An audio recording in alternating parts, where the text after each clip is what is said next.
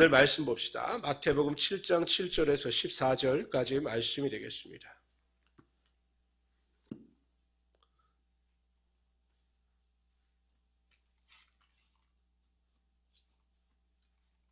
마태복음 7장 7절에서 14절까지 말씀입니다.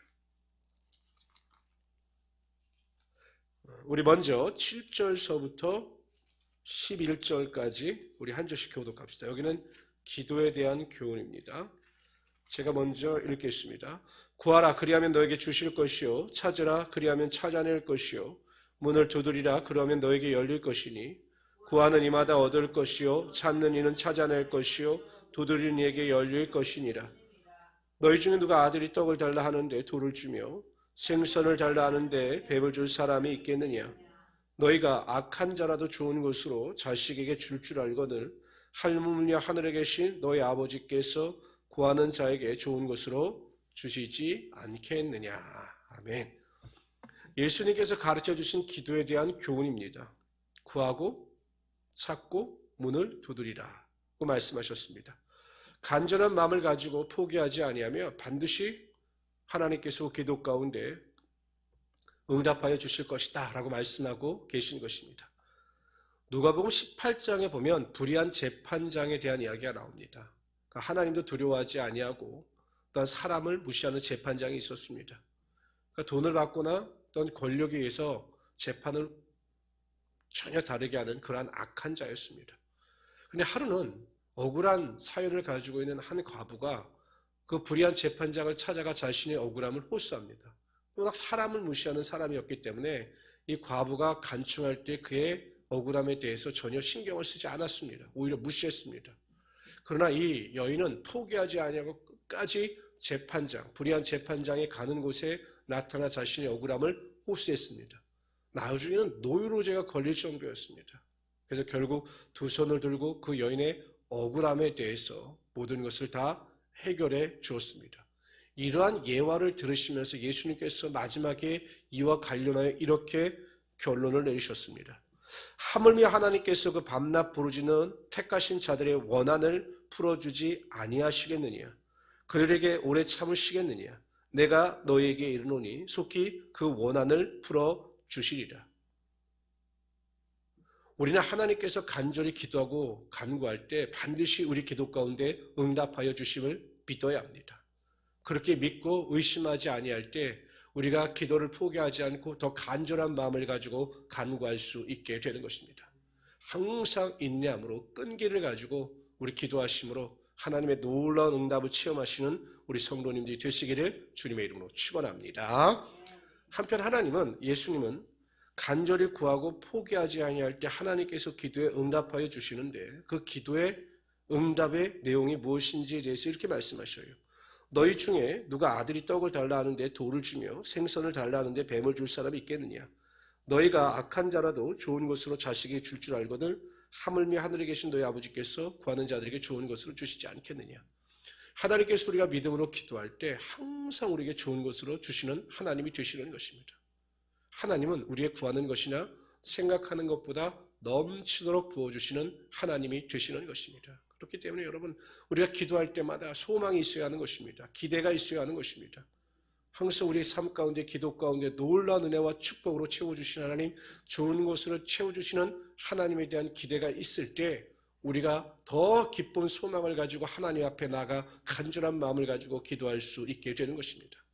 새벽마다 우리 성도님들이 믿음을 가지고 부르짖는 그 기도는 반드시 응답될 뿐만 아니라 하나님께서 가장 좋은 것으로 채워주실 것입니다. 그래서 새벽마다 소망을 가지고 기도하시고 기대를 가지고 기도하시고 믿음을 가지고 기도하시는 우리 귀한 성도님들이 되시기를 주님의 이름으로 축원합니다. 우리 12절을 읽도록 하죠. 있습니다. 시작. 그러므로 무엇이든지 남에게 대접을 받고자 하는 대로 너희도 남을 대접하라. 이것이 율법이요 선지는 아니라.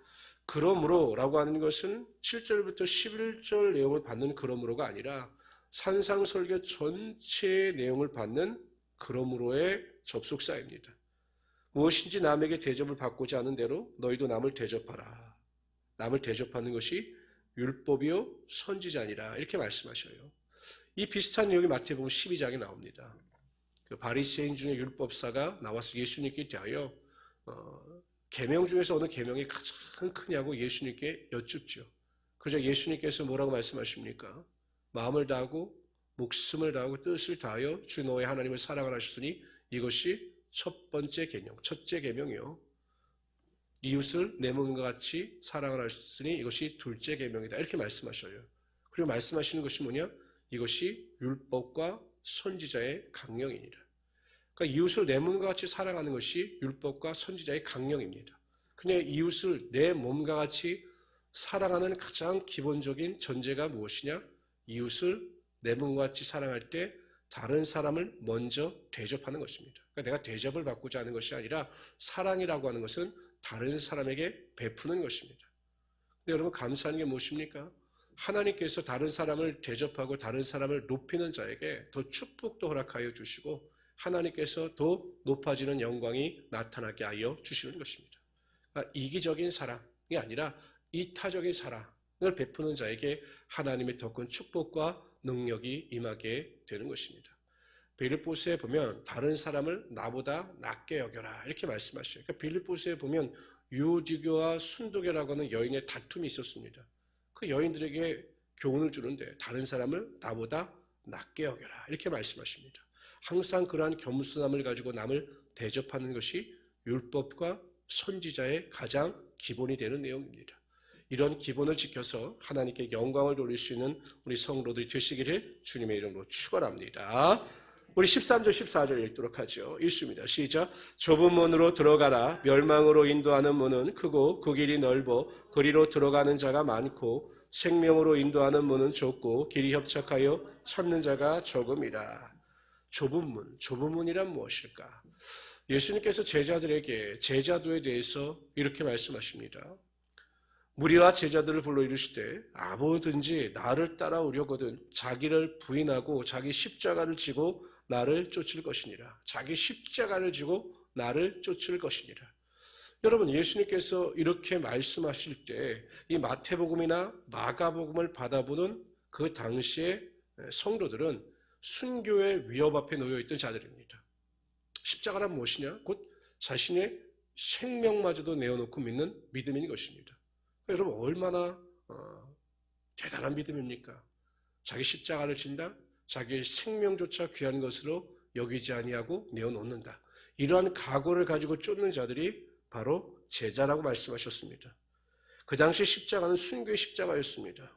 예수를 믿는 성도들은 체포되어 맹수의 밥이 되거나 감옥의 투옥이 되었습니다. 그런데 여러분 포기하지 않습니다. 그 좁은 길, 좁은 문이란 자신의 생명마저도 내어놓고 믿는 순교의 믿음이었던 것입니다. 그 좁은 길, 좁은 문을 들어갈 때 그들에게 영생의 축복이 있었고 하나님 나라에 대한 소망이 있었던 것입니다. 여러분 지금도 마찬가지입니다. 우리가 예수를 제대로 믿으려고 하면 좁은 길, 좁은 문을 들어가야 하는 것입니다. 우리가 여전히 세상 것을 붙잡고 있고 세상 것을 즐기고자 하는 미련이 있기 때문에 우리의 삶에 하나님의 능력이 나타나지 않는 것입니다.